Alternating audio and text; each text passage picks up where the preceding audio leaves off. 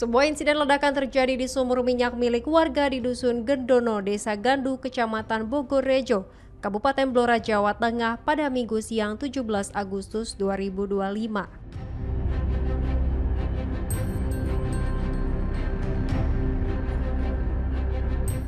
Peristiwa tersebut mengakibatkan 3 orang meninggal dunia.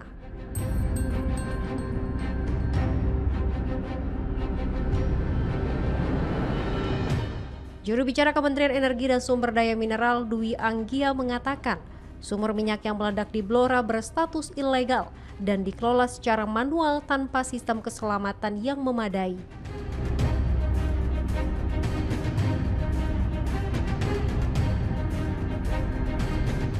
Sementara tim dari Direktorat Migas Kementerian SDM telah diturunkan ke lokasi untuk berkoordinasi dengan Pertamina Hulu Energi Randu Gunting, BPBD, serta aparat setempat dalam upaya evakuasi dan pemadaman.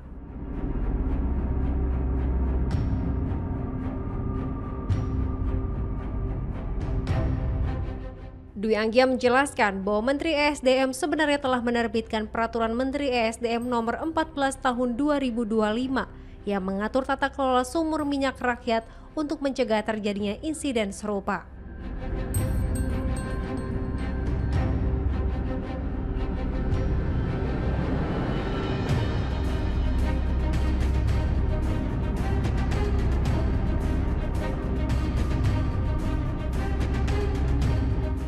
Melalui aturan baru tersebut, sumur minyak rakyat yang sudah ada akan diinventarisasi oleh pemerintah daerah, kemudian dikelola bersama BUMD, koperasi maupun UMKM dengan penerapan standar keselamatan yang lebih baik.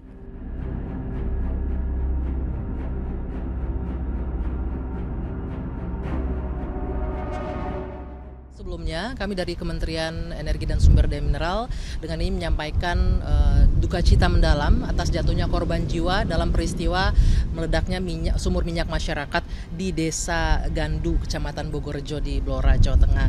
Dan tentunya dalam hal ini yang pertama kali kita lakukan, kami sudah menurunkan tim langsung ke lokasi. Dalam hal ini Direktorat Migas yang berkoordinasi langsung dengan pihak K3S setempat, ada PHE Randu Gunting di sana dan juga BPBD setempat untuk melakukan tindakan evakuasi serta upaya pemadaman di lokasi. Demikian.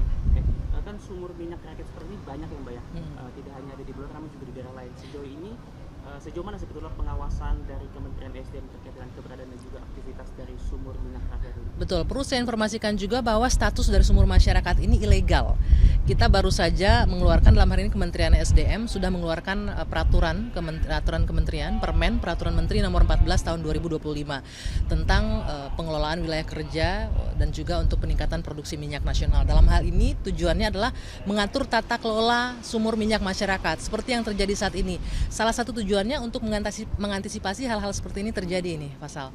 Kenapa? Karena sumur minyak masyarakat itu mereka berlangsung tanpa mengindahkan faktor keamanan, keselamatan pekerjanya, dan juga faktor kelestarian lingkungan. Dengan adanya Permen 14 tahun 2025 ini diharapkan nanti sumur-sumur yang sudah ada, sumur minyak masyarakat ini, kita bicara sumur yang existing ya, bukan sumur baru. Sumur yang sudah ada ini akan diatur tata kelolanya sesuai dengan good engineering practices. Dan perlu kami informasikan untuk sumur yang meledak ini adalah jatuhnya sumur ilegal. Kronologisnya mereka melakukan pengeboran secara manual masyarakat ini pada seminggu yang lalu dan pengelolaannya juga masih belum memiliki sistem safety yang bagus sehingga peristiwa ini terjadi.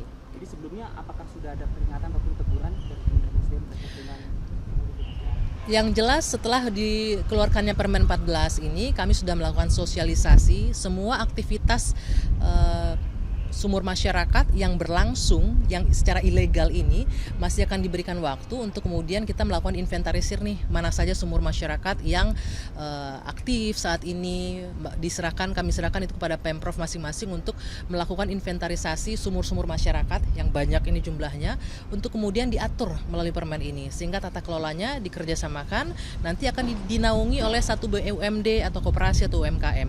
Inilah kemudian akan kerjasama baik itu kerjasama operasi, KSO, kerjasama untuk di bidang teknologinya dan juga untuk keamanannya dilakukan di sini. Gitu. Mbak Anggi, kan tapi dari insiden kemarin kita ketahui bersama setidaknya ada 3 warga meninggal dunia dan juga ada ibu serta anak yang mengalami luka-luka.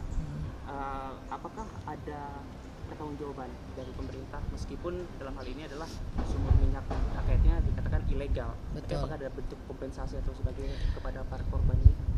Kita belum sampai ke sana karena kita masih melakukan investigasi terlebih dahulu untuk mengetahui penyebabnya dan juga untuk membantu mengatasi api yang saat ini masih menyala dan juga membantu mengevakuasi warga. Kita fokus terlebih dahulu untuk keselamatan masyarakat sekitar karena lokasi sumur ini sendiri jaraknya cukup dekat dengan rumah masyarakat.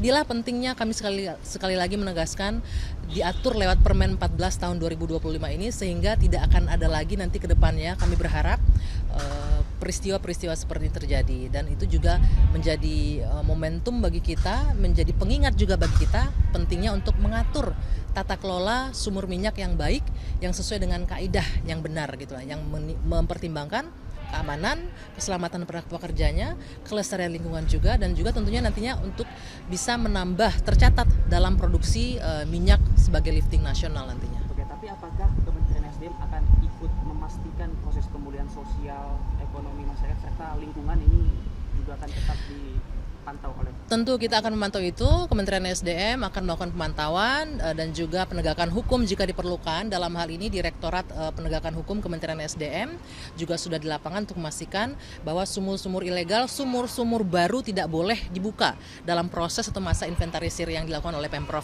saat ini. Yang mereka juga berkoordinasi langsung dengan pihak Kementerian SDM sehingga nantinya akan jelas mana sumur yang sudah lama berjalan, sumur yang existing, mana sumur yang baru yaitu tidak diperbolehkan untuk dibuka dalam tahap ini sehingga akan jelas nantinya ke depannya.